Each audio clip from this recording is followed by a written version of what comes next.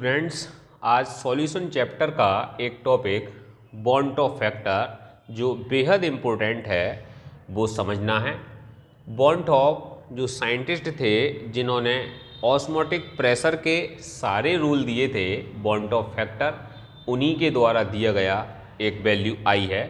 और इस वैल्यू आई को देने की ज़रूरत क्यों पड़ी कि वास्तव में जो ऑस्मोटिक प्रेशर यानी सॉल्यूशन इक्वेशन थी, यह राउल्ट के नियम का था या क्वथनांक उन्नयन या हिमांक अवनमन के जो फार्मूले थे उन सभी के अंतर्गत कॉलीगेटिव प्रॉपर्टी होने के कारण वो केवल उन्हीं कंपाउंड के ऊपर लागू हो पाते थे जो अपने विलयन के अंतर्गत ना तो किसी प्रकार एसोसिएटेड अर्थात संगुणित होते थे और ना डिसोसिएट अर्थात वियोजित होते थे।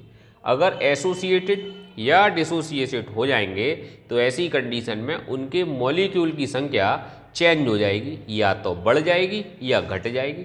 डिसोसिएशन होगा तो बढ़ जाएगी, एसोसिएशन होगा तो घट जाएगी।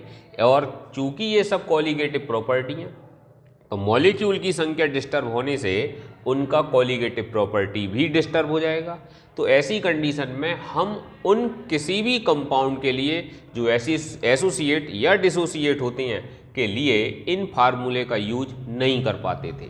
इसीलिए इन फार्मूले का यूज करने के लिए बॉन्टॉफ ने एक बॉन्टॉफ फैक्टर आई की गणना करी और आई की वैल्यू जो निकाली थी वो कैसे निकाली। कोई भी कॉलीगेटिव प्रॉपर्टी तुम एक कंपाउंड के लिए प्रैक्टिकली निकालो और उसी कंपाउंड के लिए वो कॉलीगेटिव प्रॉपर्टी कैलकुलेटेड यानी कैलकुलेशन से निकालो। तो ऐसी कंडीशन में इनके डिवाइडेशन करने पर जो भी वैल्यू निकल कर आएगी वो बॉन्टॉफ फैक्टर आई कहलाएगी। और इसमें है क्या, अगर टेक्निकली समझो तो आई तुम्हारी समझ में आएगा कि अगर मान लो ये BaCl2 है, बेरियम क्लोराइड, BaCl2 आयोनाइज्ड होकर Ba डबल पॉजिटिव और 2Cl नेगेटिव देता है, तो ऐसी कंडीशन में ये 3 आयन हो गए। तो जब हम इसकी प्रैक्टिकल वैल्यू निकालेंगे तो हमने इसका 1 मोल सॉल्यूशन के अंतर्गत सॉल्यूबल कर रखा है, लेकिन डिसोसिएशन के कारण ये सॉल्यूशन के अंतर्गत नंबर ऑफ आयन 3 दिखाएगा, जिसके कारण इसकी कॉलीगेटिव प्रॉपर्टी की प्रैक्टिकल वैल्यू अगर मान लो ऑस्मोटिक प्रेशर हो तो वो कैलकुलेटेड वैल्यू की 3 गुनी आएगी, क्योंकि प्रैक्टिकल वैल्यू 3 आयन यानी 3 फ्री मॉलिक्यूल की वजह से है, जबकि कैलकुलेटेड वैल्यू 1 मॉलिक्यूल की वजह से है। इसका मतलब आई का मान 3 गुना आएगा। अगर वो एसोसिएट होता तो मान लो 2 मॉलिक्यूल जुड़कर 1 मॉलिक्यूल बनाते हैं, तो ऐसी कंडीशन में मॉलिक्यूल की संख्या जस्ट हाफ हो जाती, अर्थात पहले से मॉलिक्यूल संख्या कम हो जाती। और मॉलिक्यूल संख्या कम हो जाती तो आई का मान अब 1 से कम आता, और आई का मान कितना आता, आई का मान 1/2 आ जाता। इसका मतलब अगर 1 से वैल्यू आई की कम है तो वो मॉलिक्यूल एसोसिएटेड हो रहा है, और अगर 1 से ज़्यादा है तो वो मॉलिक्यूल डिसोसिएट हो रहा है। अब बॉन्टॉफ ने क्या करा, इस फॉर्मूले आई को जो निकाला उसको भिन्न फॉर्मूला जो भिन्न भिन्न कॉलीगेटिव प्रॉपर्टीज के थे उनमें उनके अंतर्गत उपस्थित जो सॉल्यूट के मॉलिक्यूल के मोल हैं या सॉल्यूट के मोल हैं उनमें आई से मल्टीप्लाई कर दी।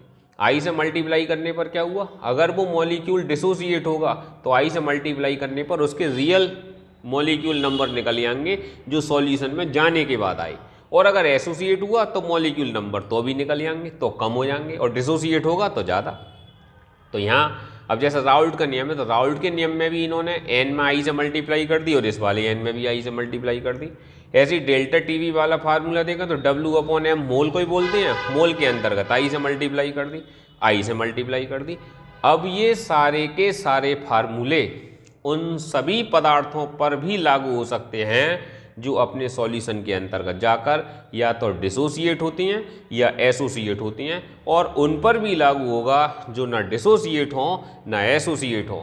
तो ऐसे मॉलिक्यूल जो ना डिसोसिएशन शो कर रहे हैं ना एसोसिएशन शो कर रहे हैं उनके लिए आई की वैल्यू सदैव 1 रहेगी, और जो डिसोसिएट या एसोसिएट होती हैं उनके लिए आई की वैल्यू हम इस फॉर्मूले से निकाल लेंगे।